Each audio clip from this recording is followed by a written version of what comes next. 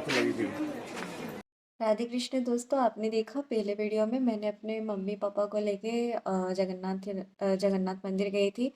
तो अब मैं जा रही हूँ कोणार्क मंदिर। उसके पहले मैं आपको जगन्नाथ मंदिर के कुछ तथ्य से वाकिफ करवाती हूँ। तो जगन्नाथ मंदिर को राजा इंद्रद्युम्न ने बनवाया था। और यहाँ पे भगवान श्री कृष्ण मतलब जगन्नाथ भगवान जी, उनके भाई बल्लभ जी और उनकी बहन सुभद्रा जी विराजमान हैं। और इस मंदिर में विष्णु भगवान जी के सुदर्शन चक्र एकदम मंदिर के शीर्ष भाग में स्थित है।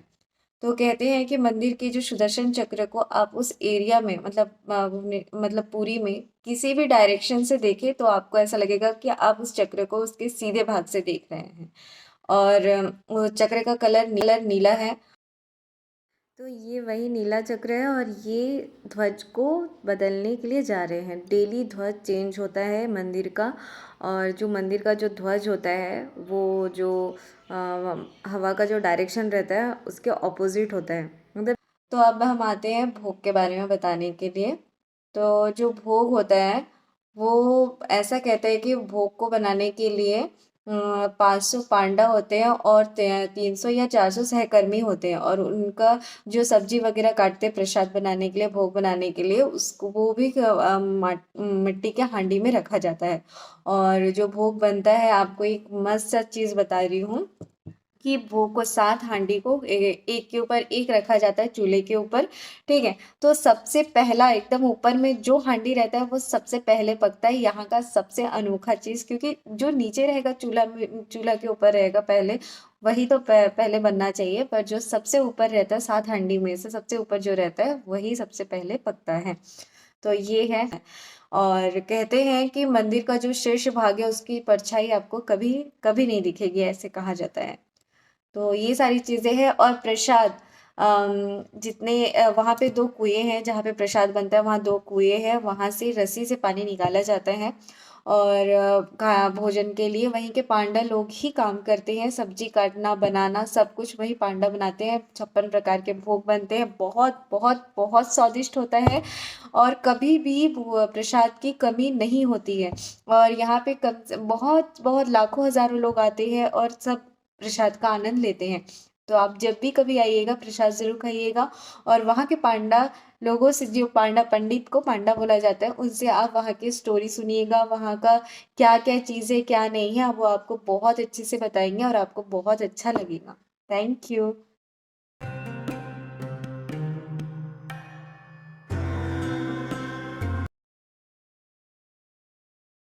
तो अब हम निकल रहे हैं मंदिर से कोणार्क मंदिर जाने के लिए। फिर हमें रास्ते में लगी थी बहुत तेज़ भूख, क्योंकि बहुत बहुत टाइम लग गया था वहाँ पे। तो हम गए थे कोस्ट लाइन ढाबा में। बहुत बहुत ही टेस्टी था, बहुत ही अच्छा था प्लेस। आप कभी भी जाते ऐसे कुछ आप पूरी जाएंगे, फिर आपको अगर कोणार्क मंदिर जाना रहेगा तो ये रास्ते में ही पड़ता है। कोस्ट लाइन ढाबा इसका नाम। बहुत ही टेस्टी था, बहुत अच्छा था। और रात के टाइम तो बोलते हैं ये बहुत ही अच्छा नज़ारा देता है। और यहाँ पे आप फास्ट फूड भी खा सकते हैं, ड्रिंक भी होता है, सब कुछ अवेलेबल होता है। तो यहाँ पे पार्क भी है, फिर बच्चों के थोड़ा सा खेलने के लिए कुछ कुछ है छोटा बहुत। तो आपको यहाँ पे अच्छा लगेगा, फैमिली टाइप का ढाबा है। तो ऐसे भी आ सकते हैं, बहुत ही अच्छा है। तो विज़िट करके देखिएगा। तो आफ्टर लंच हम निकल गए कोणार्क मंदिर के लिए। और बीच में पड़ता है बीच। तो ऑब्वियसली मम्मी कभी भी बीच नहीं गई है, समुद्र नहीं देखी है, तो उनको वहाँ पे लेके जाना तो बनता ही है। तो फाइनली हम वहाँ पे रुके और फिर मम्मी को वहाँ पे थोड़ा टाइम रखे थे। बहुत अच्छा लग रहा था। चलो नीचे नामो मम्मी। तो मम्मी का ये फर्स्ट समुद्र सी का दर्शन हो रहा है। Mummy is so excited. Mummy काफी एक्साइटेड थी देखने के लिए।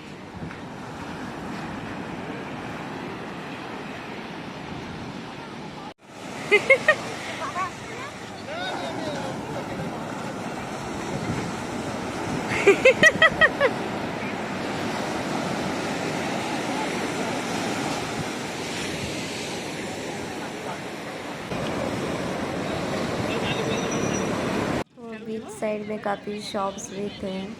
शंख वगैरह का, फिर पत्थर का, फिर मूर्ति वगैरह बहुत कुछ थे। जी तो फिर हम निकल गए। बहुत टाइम मम्मी को बोलना पड़ा चलो चलो मम्मी नेक्स्ट टाइम फिर आएंगे, क्योंकि वरना लेट हो जाएगा नाग मंदिर जाने के लिए। फिर पापा को तो ऑब्वियसली पापा को नारियल पानी पिए, फिर अपन गाड़ी लेके निकल गए कोणार्क मंदिर के लिए। फिर एक जगह पे गाड़ी रोकनी पड़ी, वहाँ पे पर्सनल गाड़ी अलाउ नहीं थी गाड़ी, तो फिर हम वहाँ से ऑटो लिए। ऑटो लेके फिर हम गए कोणार्क मंदिर को।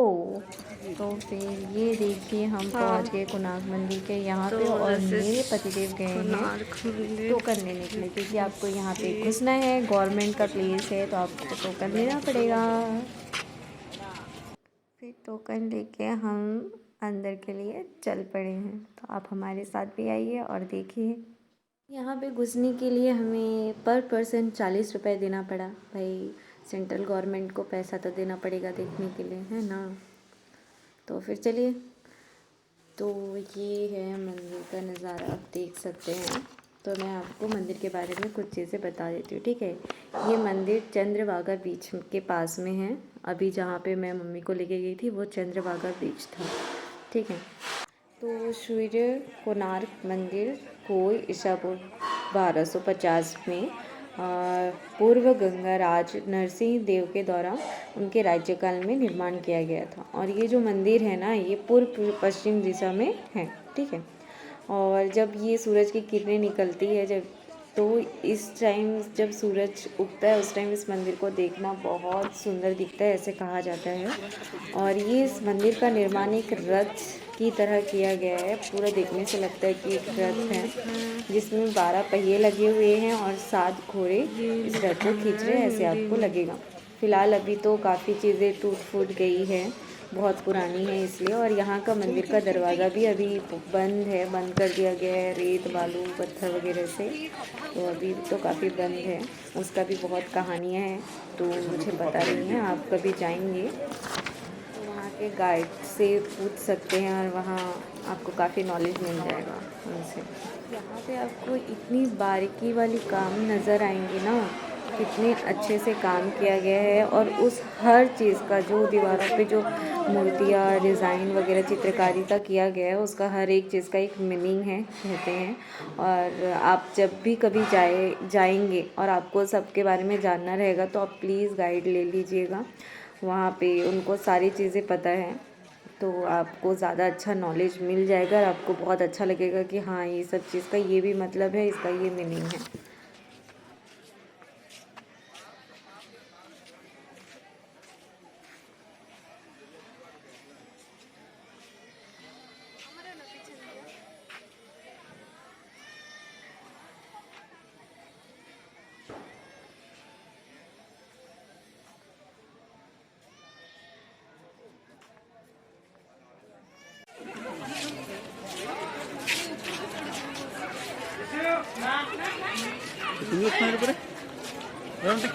चलो दुई जन उठी देखिए, दुई जन उठे देखिए। तो आप देखेंगे कि इसमें एक इंसान है, उसके ऊपर हाथी है, उसके ऊपर शेर है। कहते हैं इसमें घमंड पैसे इस सब का घोतक है ये। मतलब इसमें एक शिक्षा मिलती है कि ज़्यादा लालच और ज़्यादा घमंड अच्छी बात नहीं है। तो अब आते हैं पहिए के बारे में। तो इसमें 12 पहिए लगे हैं, मैंने आपको बताया है। और जो पहिया होता है वो साल के 12 महीने को परिभाषित करता है। और जो हर जो चक्र होता है, जो पहिया हर चक्र जो है ना, वो दिन के 8 पहरों को दर्शाते हैं। ये उस टाइम के राजा के समय के काल के लिए एक समय का चक्र था, बोल सकते हैं समय चक्र था। और ये मंदिर 2 भागों में बना हुआ है। एक भाग तो आप देख लिए हैं, और ये रहा एक भाग, और एक भाग पीछे वो देखिए।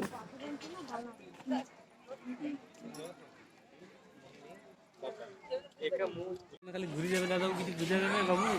এই যে মোবাইলে ছবি লাগলে বুঝা যাবে, কি বুঝা যাবে? সাইকেলে কি হয়ে যাবে?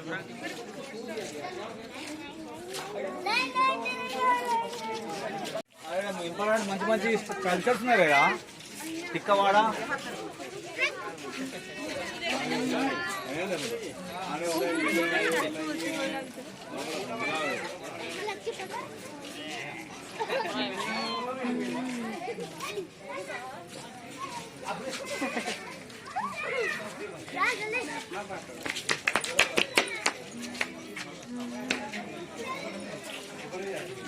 तो यहाँ पे मैं जूम करके आपको जो चित्रकारिता की गई है उसमें वो चीज़ दिखाने की कोशिश कर रही थी। बहुत ही सुंदर थे और जो मेरे साइड में कुछ गाइड लोग थे जो अपने कुछ लोगों को बता रहे थे उसका मीनिंग, तो मुझे काफ़ी अच्छा लग रहा था थोड़ा थोड़ा सुन के।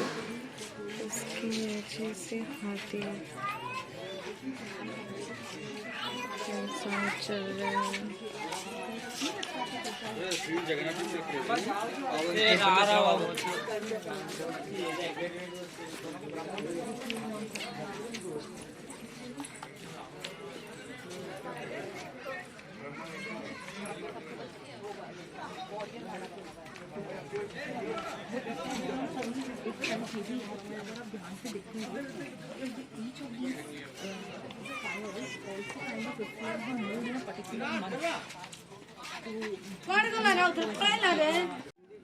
ये सन का प्रभाव नहीं पड़ना चाहिए। लेफ्ट हैंड मिरर पकड़े आई कैन लगता है साया नहीं पड़ना।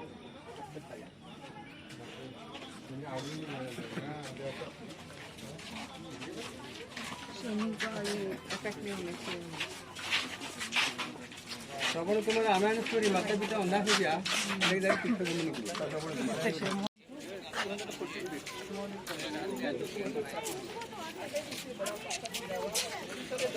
लिखा है, ये लिखा है हिंदी में।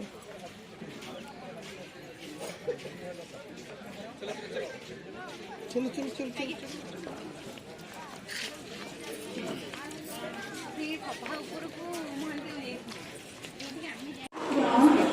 He is just playing with light. Oh no! यहाँ पे बबल को छूना है।